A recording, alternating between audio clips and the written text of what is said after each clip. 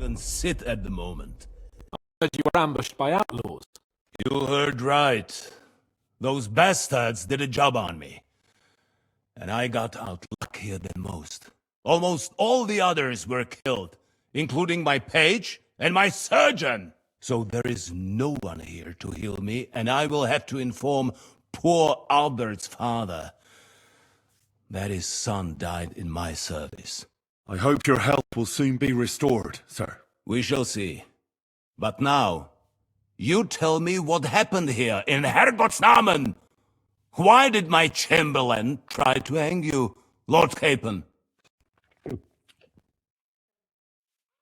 In truth, the welcome we got from your Master Chamberlain was somewhat... how shall I put it?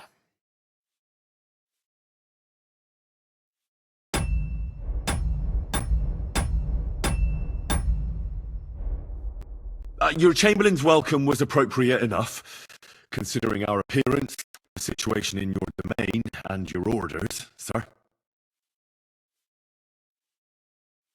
Ah. I appreciate your diplomacy, young man. Master Chamberlain Ulrich can sometimes be more hasty and passionate than is healthy. And we are glad you hold no grudge against him. Are we not, Ulrich? I regret what happened, gentlemen. Please accept my humblest apologies. Anyway, let us leave this misunderstanding aside and get to the point. As far as I'm aware, Ratai showed no interest in negotiations before, either with me or with the League of Lords. True. Our houses have thus far stood on opposite sides. I should say so. Attacking Brno and Jihlava together with that renegade Sokol of Lemberg hardly inspired our sympathy.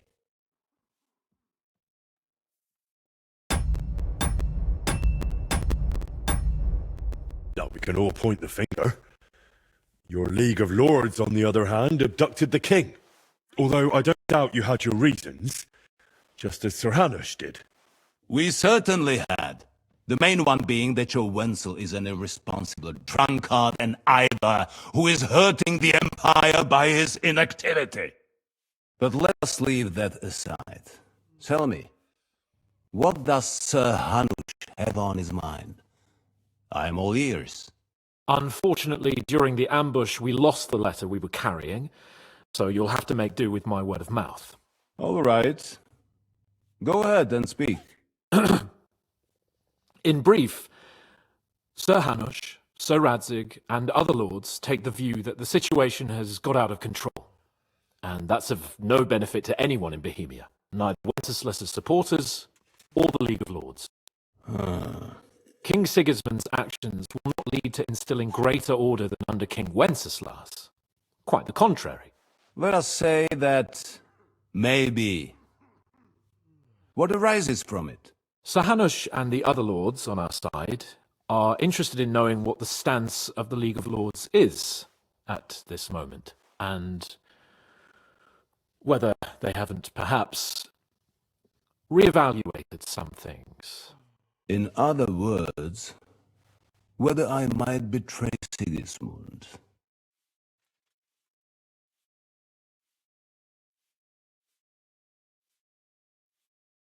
Betray is a strong word. We came to you, Sir Otto, because you're the leading voice of the League of Lords. I expect there are also lords among your ranks who are considering how to find a way out of this sticky situation. And for the Kingdom of Bohemia, it would certainly be better if our paths were to join rather than parting. Your companion speaks like a diplomat, Sir Hans. However, the question is whether it's possible to join fire with water and end up with anything but nasty smoke. Nonetheless, Sir Hanush and Sir Radzig are right. There is disorder and anarchy in the land. Bandits riding roughshod all over. As we all know, to our cost. We've had plenty of experience of that at home too, sir. Only a short time ago we had to deal with a similar band. then you will surely understand that before I begin debating who would be the better king, I must sweep my own doorstep.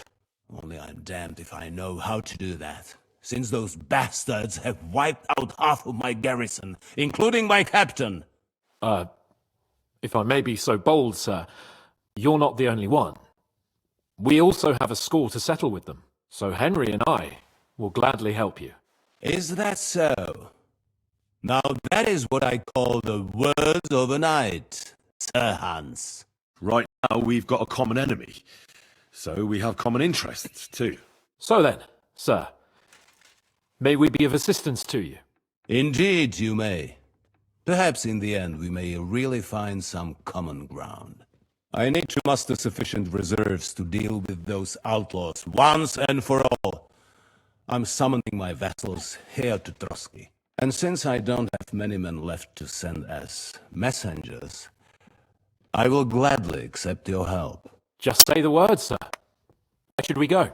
You'll go to Nebakov, a small castle, or rather a fortress among the cliffs. The omen there, Jaromir Nebak, is an old hardhead and may not be very willing to fulfill his obligations. It would be useful if an eloquent noble like yourself visited him to explain him clearly why I need his whole garrison. Who is this Lord The lord of a smaller house with not much in the way of estates, just a fortress and lands, but he also owns a mill that provides a significant part of his income. His children are grown up. His daughter married well, thanks to Sir Otto. His son is away from the domain, dealing with duties. Sir Otto helped him to acquire an official position. In short, the house of Nebak is more than beholden to Sir Otto for his magnanimity. Thank you. Nevertheless, I suspect Jaromir will not be keen to charge into battle. But that will do us. If he delivers, I will... What should we do if he's... His house has always been loyal to mine. And it has always been more than worth their while. So tell him that I would like it to remain so. I do not expect any great obstacles, but it would be wise to show Sir Jaromir respect. He will take his time over being persuaded, and then concur. As he always... I'll get to him somehow. I expect nothing... We'll take care of it, sir. All right. We'll head out as soon as possible. Let's not delay our... Very well. The Chamberlain will show you where you can put your heads down, and he will supply you with horses. And once we have resolved this little digression, we shall talk about your own... Thank you, sir. May I ask them? Oh, When you were ambushed, did you see those bandits? Would you recognize any of them? Henry, don't start with that again. why do you ask? The thing is, when we were ambushed, I believe I saw among them one of the men we ran up against at home. Oh. What did he look like? Do you know his name? He's called Istvan Toth, a Hungarian noble. He wears black armor, a stocky fella, around 40. I've already told you that's nonsense. How would he be here? You only saw him from a distance, from behind. You're imagining it. And why does this Toth interest you, young man? He was the leader of a band that made trouble for us in Sasau. And he has something that belongs to me. Interesting. Interesting. But I must disappoint you. Thank you, sir. I understand. And now I shall entrust you to the care of Uri here. And I shall look for... Go with God. Thank you for everything, sir. There will be time enough yet for social niceties. Now there are more practical. Sir Otto has generously agreed to accommodate Lord Capon in one of his chambers. And you, Henry, shall also be accommodated. There your equipment shall also be returned to you. And you'll find your horse in the stable. Nevertheless, his lordship takes the view that as a noble's escort, and therefore he has kindly decided that you may take one of our horses. Gentlemen, follow me.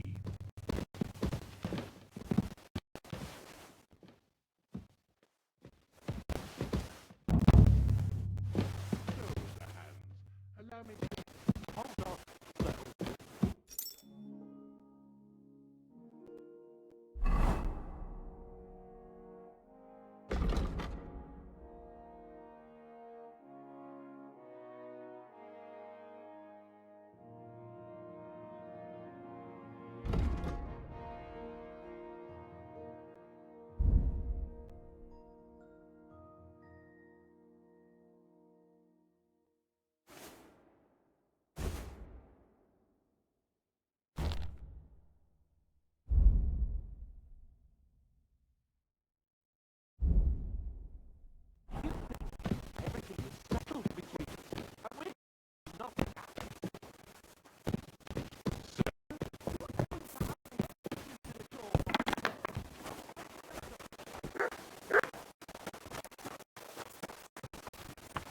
I'm sorry.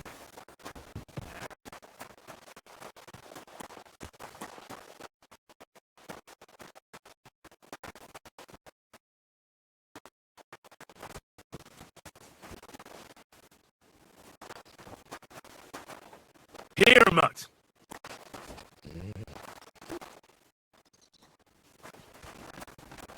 Oh, come here.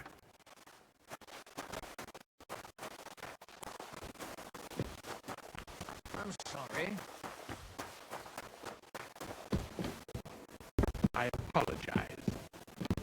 And now, please allow me to show you to your quarters. I wouldn't dream of inconveniencing you. I'll find my quarters by myself. Henry, once you're done with that annoying fool, get your horse and we'll meet at the gate. Well, it seems Lord Capon will not be requiring my services anymore today.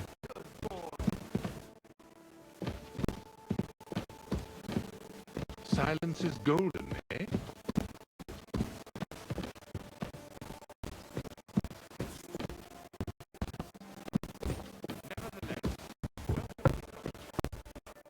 I apologize.